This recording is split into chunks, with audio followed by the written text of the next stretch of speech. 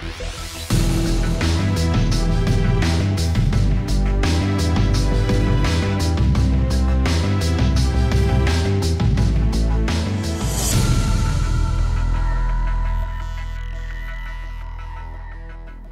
welcome to Talking Energy. Thanks for your time. Tell me a little bit about who you are. First of all, let's start by saying the name. I mean, for many of us, the Dutch names are quite difficult. So how do you pronounce it? Well, it's Guus Weiss. The surname is actually German. First name is Dutch, but I listen to anything, so don't worry. Where are you from? How did you end up here? Well, I'm as you probably aware now, I'm from Holland, and I always wanted to work in the energy industry. Started in cocoa though. I worked around 8-9 years in cocoa and then moved to GDF SUEZ. And I'm here now for almost a year, heading our B2B department in Leeds. And I'm actually quite enjoying it. Yeah. Why move into energy? Because it's one of those, especially when you moved into it, it wasn't an industry that was, pulling in as much publicity. What attracted you to it? It was on the verge, I think, because UK actually the first country in the world to open up, to liberalize. And it was a very old-fashioned, if I may say so, old-fashioned industry that was really going through a big change. So, there need to be competition, there need to be efficiency. And at the time that I joined, they were basically writing contracts for customers. So it was quite exciting. And why from cocoa to energy?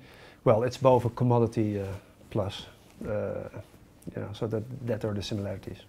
You joined in Holland, didn't you? So what was the state of the energy market in Holland when you joined? Was it starting to break up and decentralize as well? Yeah, actually we followed the UK model, where it's still vertically integrated. Sure. But it got liberalized in stages, and started with the big customers.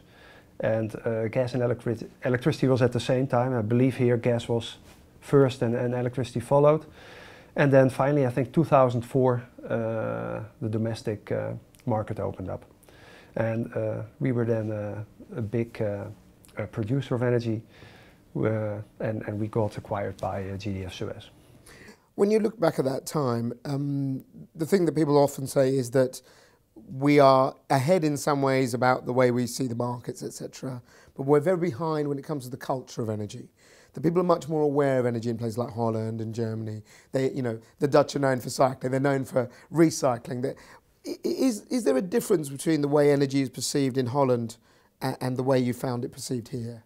Yeah, I think so, but that is it's an interesting question, but also a difficult one, because I think it has to do with the culture. The culture in mainland Europe is quite different than the English culture. I think England is a mix between Europe and the US. And the difference with the US, of course, it is much more tradition here and much more heritage. But it's also much more commercial in a way, like than mainland Europe. So the word sweating the assets, it's not easily translated in French or in Dutch. So it's a lot about the money. So that's first. And in mainland Europe, there's a different view. Yeah, but I mean, the view I was after is because, we're moving, obviously, you're part of it, everyone's part of it now, this low carbon economy. There's a big kickback here, and we'll explore that in a moment. But in your country, people are more, I don't know, I've always found them very open to the fact that we need a mix, or let's go green, or we'll pay more for our bills. Was that something that you grew up with, that actually energy costs? The first two, yes. The last one, the bills less so. And if you actually compare the amount of green energy produced in Holland, I think it's quite similar levels than the UK. So, it pertains more to Germany. Although I think if you look at why Germany is so green, I don't really think it has a lot to do. Well, it has to a certain extent, but it is a strategic move as well. They want to move away from gas from abroad. And if you actually look at the emissions in Germany in 2013, they were higher than the years before.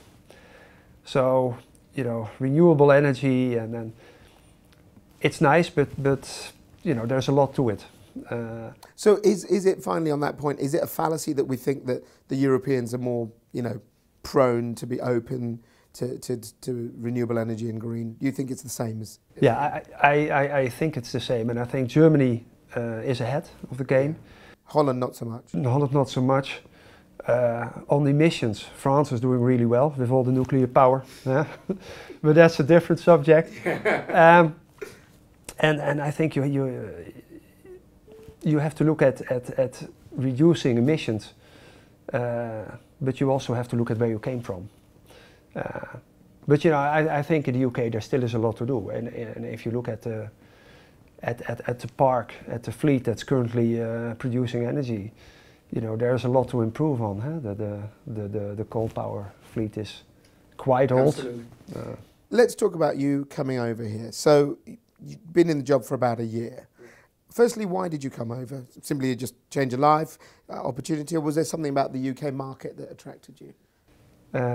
Yes, because this is the home of liberalized market, and it's very complex, but it's still, I think, ahead of game.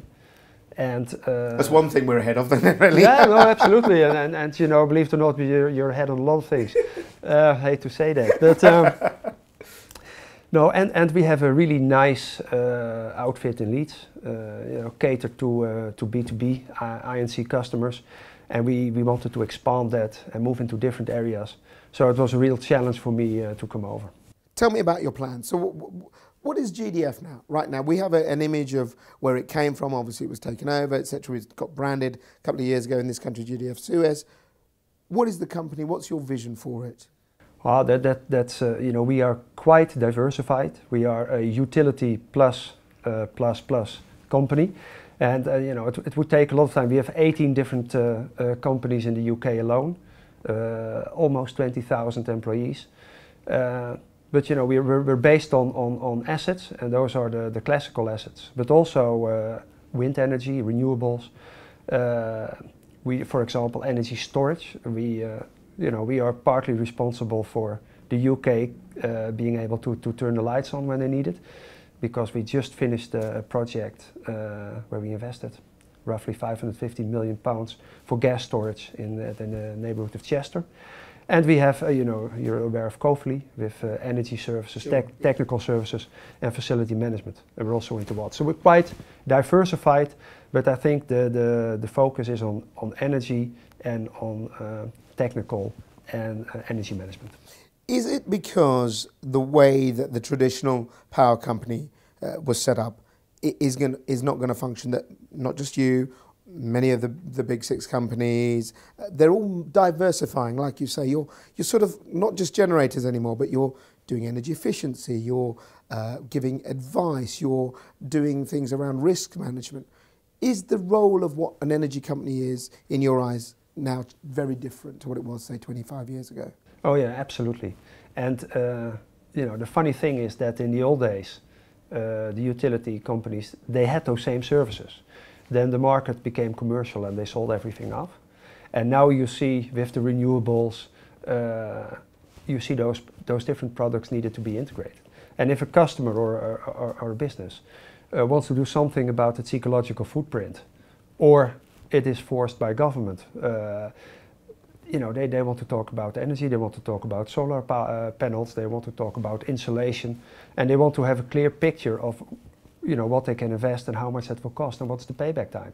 So you need to have those skills, where in the past it was a commodity-only business. So what are you going to do for businesses? Who are you after? If someone said to me, well, I don't know much about GDF SUEZ, in a few sentences, why should I do business with you? Well, you know, I'll trace, you know, 2 steps back, but I'll answer your question quickly. Originally, we are INC focused. We know the markets because of production, but the hedging, the risk is really important. And so that's one value pool that we do. We sell gas and electricity. And you know, we were very smart a couple of years ago. We could also buy energy. And we buy renewable energy, so we do PPAs, long-term deals with wind farms, with solar farms. And the third one we already touched upon is energy services. And you see more and more that customers need integrated solutions. So they are long energy on one side, they're short on the other. And where we used to sell an invoice per megawatt hour or per term, we now actually we manage their energy. They're short here, they're long there, they need to be hedged. So basically that's what we're doing, and it's changing quite rapidly. So coming back to your question, originally we were focused on the larger customers, but we see that in the SME market, those requirements, those needs from the customers, they appear as well. And we changed our infrastructure in such a way that we could cater to that industry. And if you talk about multi-sites, then you also talk about councils. So we moved more. We won't move away from I&C, but we can cater to all the B2B customers in the UK. And my goal is actually that every B2B customer should consider us seriously when changing supplier. Yeah, that's a good plug. I like that one. But in all seriousness, the SME market has historically been ignored by your sector because you've done the deals with the big players, all of you, because it's lucrative, you're dealing at a high level. Is it now catch up that many energy companies realise that the SME market has been left behind? They're not given enough tailored service. What are you going to do to make the smaller business person want to come and join you? Because at the end of the day, many of them want a personal treatment, but is it worth you giving them that personalised treatment? Yeah, I think it is. And to a certain extent, they want a personal treatment, but they want a proper treatment. And sorry, what do you mean by proper treatment? Proper treatment, energy is not a very sexy thing. Your mobile phone is much more interesting. But you want to have proper information. You don't want surprises. You want to be properly built. You want to be able to search and to choose the services that you want and that add value to you. And you want it, done in a convenient way. And that's our first step. If we can do that, I think our customers are really happy. Because if you in this industry, you're surprised how many rebills you have. You talk about offering something different to your customers. You want to attract more sort of SME customers. What is it that you're doing that's different? What are you doing about giving that customer that better service? Well, it starts with doing the simple things right, and we have experience with that in the I&C market, and also to a certain extent in the SME market. It means proper billing, transparency. What you see is what you get. Transparency in the additional services. And we like to help our customers, and the customer service. We train on that. We train the whole staff. I get regular trainings on that, and I like that a lot, because I believe that when we help our customers in the proper way, customers happy, and also our costs go down. And we have an experience with that. We have long-standing relationships with our existing customers, and we'd like to expand that to the SME market. Do you want to be a big six player? Do you want to be seen in that way? Forget what obviously you're a huge company internationally, but in this country you're not seen in that view because of obviously the domestic. What's your goal? No, we don't necessarily want to be seen like that. We want to have a fair market share.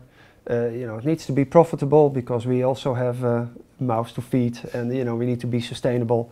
But we focus on delivering good services, and then we see to how many customers. We won't cater to everybody because we need to be focused and dedicated, and we like to be independent. Let's talk about some of those things you raised, which has been an image problem the industry has had. Poor billing, rollover contracts, a general sense of shadiness around the industry. How do you feel about that image that energy has? And particularly the way that many businesses say, the supplier, they're always kicking our ass. They're always, the ones that give us all these issues, and yet we never get a chance to come back and, deal with them. It's my letter, it's not personal. These are the things that we hear. Do you think that's the fair image of energy? What's fair? I used to say fair is the way your mother treated you till you were 3 years old, and the rest is not fair. But you don't know my mother.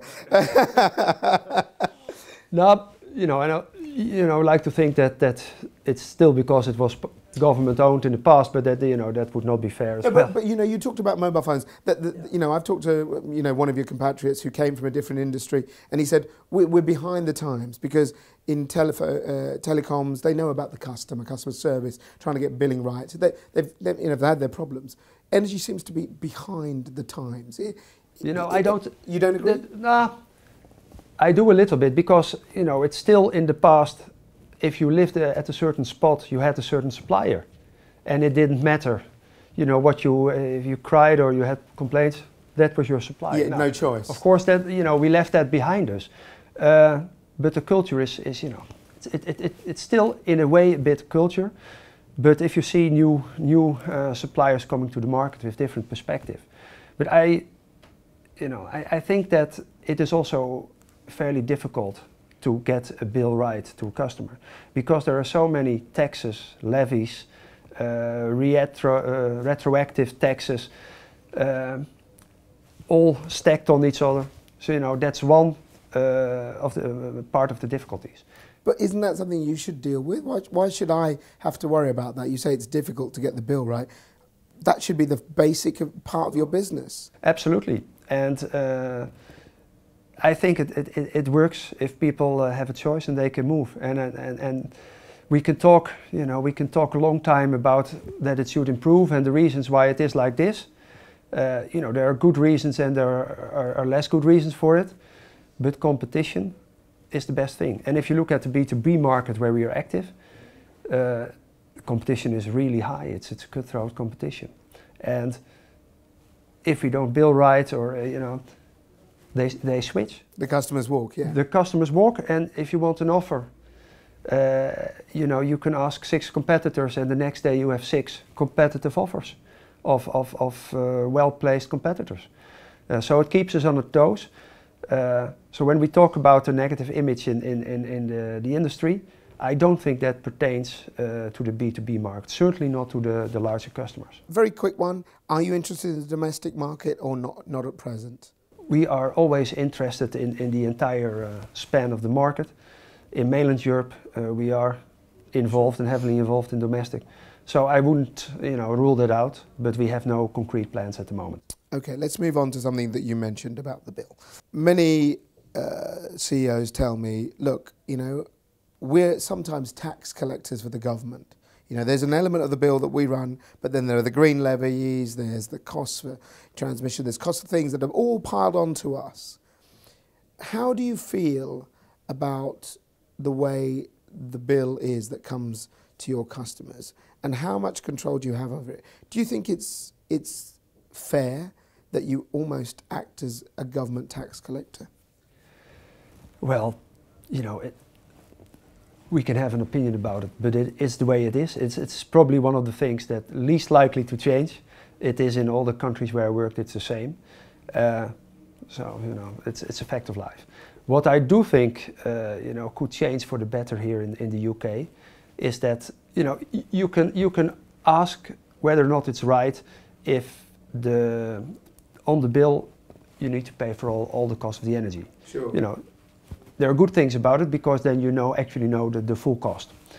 But, you know, you could do it more efficiently, and I would, you know, ask people to consider that. So when they apply a new rule or legislation, you know, be clear about it. I'll give you one example. This is from mainland Europe. The grid fee. That's basically a fixed fee there. And the reason being is that, you know, the connection is there anyway. It doesn't matter if you use a lot of energy or not. It won't wear out. So you have a fixed fee. It saves you all the calculations. The grid company, you know, knows what it will get on a yearly basis, and it's a change, and it saves a tremendous amount of work. You know, we actually spend in our IT systems and processes, we spend more time and money on adhering to new systems and regulations than on innovating products. Is that frustrating? Yeah, that's a pity. It's not good for the customer, and it's not good for us. Do you think that the market, Labour have said it doesn't work? You know, it's funny, we're talking right now and oil prices are heading towards perhaps a historical low again. But in general, there's been a lot of government interference here. And you said, oh, what I liked about coming to the UK is this was the pioneering country to liberalise the market. Many people say actually it's not a liberal market, because what it is, it's almost like a fixed market, because you're having to do things that if it was a totally free market, you wouldn't have to do. What's your view? Is the market a fair one? Yeah, I think it is. And you're absolutely correct that it is moving more to a managed market than it's a liberal market. Yeah. But I think that's the paradox. The more you open up the market, the more you need to manage it. And you know, it's a first life necessity energy. So as politicians, you know, you want to say something about it. So I fully understand that. But I think it works fairly well. You know, and they talk about the big six. Well, they already have 6 big companies that compete. Mm. If you look at the domestic market, you see all kind of new, absolutely, with different business model mushrooming up. So I think it works, and of course it needs, you know, some help with rules and regulations to steer it in the right direction. And it's always a balance between cost, you know, sustainability, and how do you say it, security. So you know, you need to balance that. And my worry is that the cost of energy in the UK becomes so high that the UK companies are not competitive anymore, let's say pan-European. You know, that's the thing that worries me. Let's talk about where you see GDF going. So if we're having this chat in, I don't know, say 5 years' time, if you're still in the job, maybe you will be, I know how CEOs will float around, but let's say 5 years, you're loving it in Leeds, you're still here. What sort of company will GDF SUEZ be in 5 years in your vision? I think we would still cater successfully to the same customers, the I&C market, and we have a nice portfolio of very happy SME customers and councils, you know, and perhaps we have retail, I don't know, and we have services more integrated in our offerings. But what's going to be different about you than anyone else? Well, you know, there are a few things. One is we are a small company in Leeds, we have all the capabilities, so we can really make bespoke products for our customers. We can make decisions quickly, hence but we are covered by a very big, reliable company. And in that company we have, you know, we have colleagues like the likes of Kofli, who can help us with the energy management products. So we can integrate the offer.